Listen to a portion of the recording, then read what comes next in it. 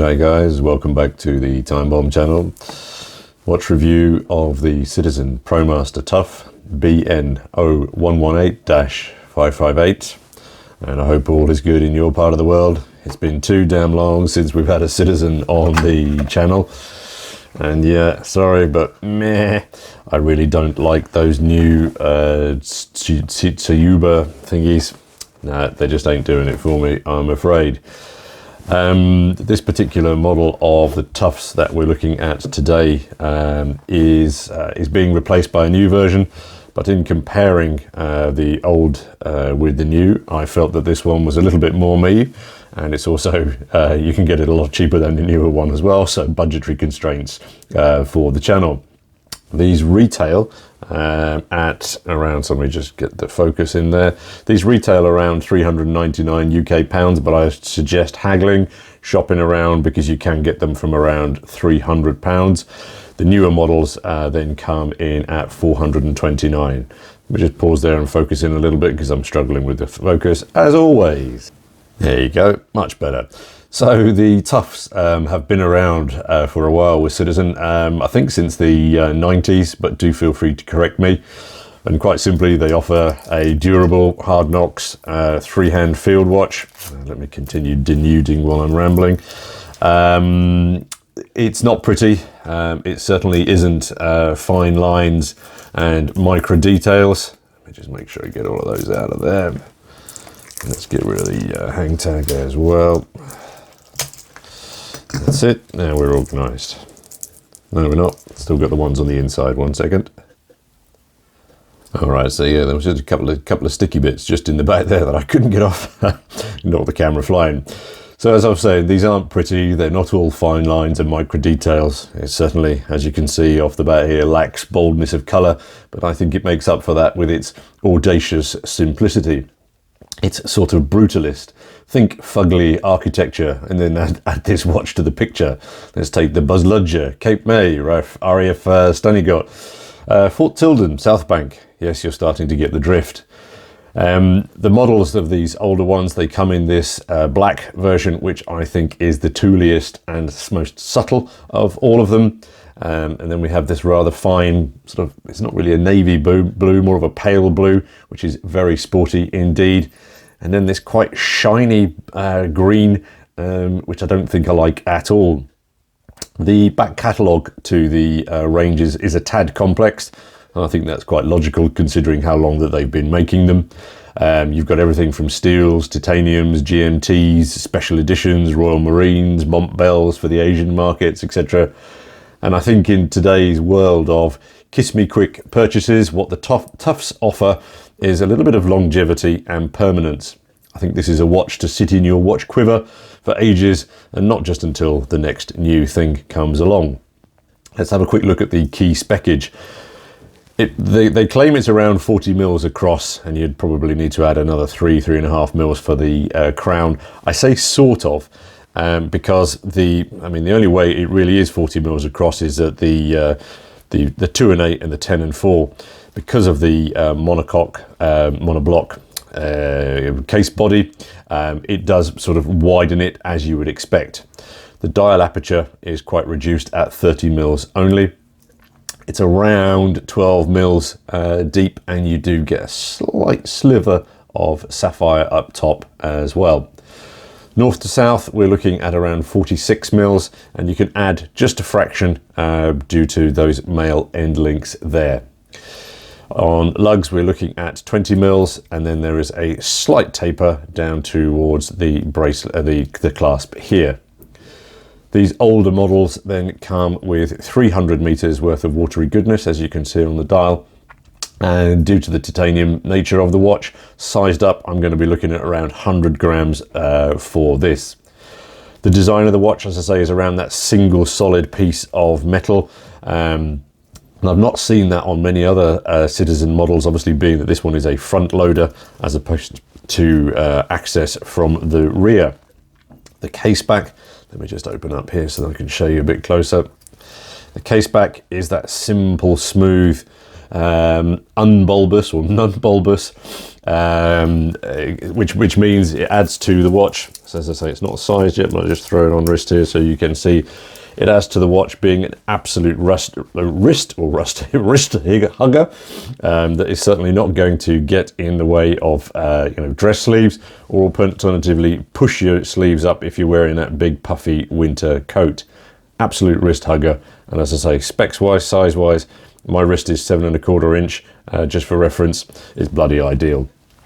I mentioned the titanium everywhere. It's their super titanium, which is their which carries that Duratec coating. But I almost think that this watch needs dings. I think without that wabi sabi of daily wear, it's almost a little bit office appropriate. So I think ding them up as much as possible so that they could be worn with allure. Over here, another detail: the crown is signed. But do be warned, many people get these with the crown being a little bit wonky, but I did ask the dealer just to make sure that they focused on that, and I think it's pretty good. See through the camera. Yeah, it's pretty balanced. Sometimes they can be a bit skew whiff again, so just make sure that you ask for that. The knurling on the crown, as you can see, means that it's industrial and grippy, and yeah, just perfect. Not slippery when wet at all. Yeah, operation is spot on. Faultless crown. Citizen are never shy of putting solid crowns on their watches. Unlike their cousins over at Seiko, the Willard frankly needs a crown like that. Onto the dial. Let me get the hands out of the way. So, yeah, date windows really, I'm afraid, aren't one of Citizen's strengths, and this one certainly reflects that. Sorry, just screw that back in. This one reflects, I think, that weakness. It's small. I can't even see the date through the phone camera here that I'm looking at, and I think many aging eyes are going to lament the lack of consideration given to that date window. Contrast that with the absurdly oversized numerals.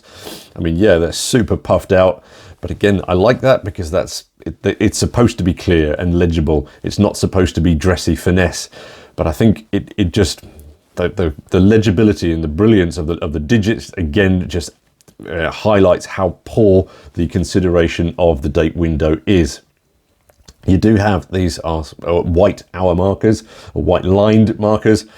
But the lume infill certainly does give the watch a little bit more of a tinge to that white.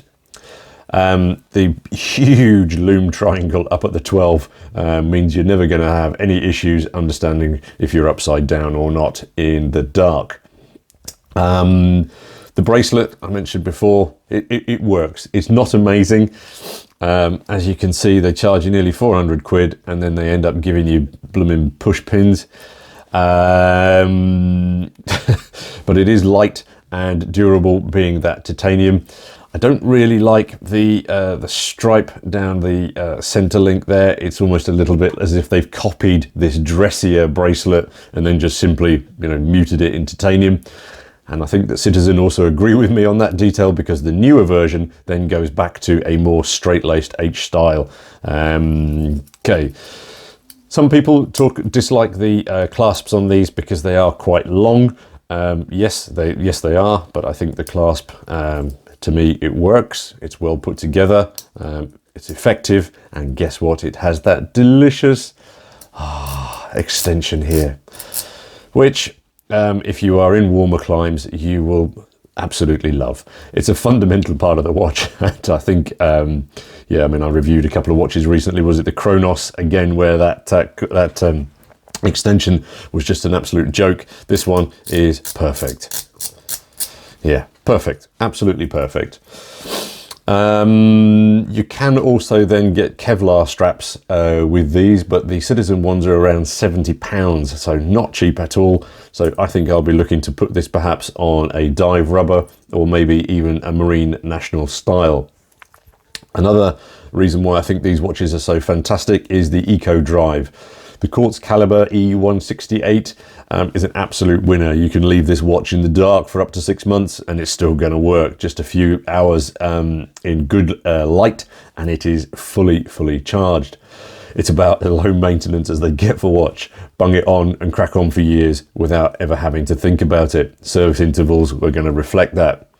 To add to its longevity, you get a 5-year guarantee and you can extend that by 1 year further if you register it. Let me just contrast this over here. So I'll put the newer version up on the right hand side here. You can see then that the newer version comes with 200 meters of watery goodness. The bezel is slimmed down and the dial as a consequence looks a fraction wider. The handset is new, and I actually think that the new split sections on the newer version of the hands is better, but the seconds hand then no longer carries that funky lollipop. It almost seems as if the newer version, that everything seems to have been changed around a little bit, and as I say, comparing the two, I much preferred the overkill legibility on this older version. I think if you're looking at options of a similar flavour, in the watch market at the moment, you've got the Victorinox Inox, but that to me is a watch that is so desperately in need of a refresh, facelift, whatever you want to call it. I wonder if they might be looking at the Tufts for some inspirations in that sense, because I would choose this over an Inox any day. 2 negatives, just to show you that I'm not a Citizen employee. I am somewhat underwhelmed by the cardboard boxes here. The old dive tanks that they used to give you were way more fun indeed. And as I referenced earlier, the biggest issue I think on the watch for most people is going to be that date window. I don't use them, the date windows, that much, but being as this is an eco drive quartz, I mean, yeah, set it, correct it, and it's going to be there, forever. So I'm sorry if you do use those date windows, because man, it is a real struggle to see what the date is on that. In summary though, to me, this watch is solid, it's tooly, it's tough, it's ugly sexy, just like me. And you can change up the bracelet as well, just like me, if you didn't particularly like it and wanted to go with something else. I'll do a follow-up vid with some additional strappage options on this one, because I do want to try it out on some different straps, because I think, yeah, it's an absolute keeper. Anyway, guys, thanks as always for your time and for your view. Look forward to your comments down below, and catch you all in the next watch vid. Cheers.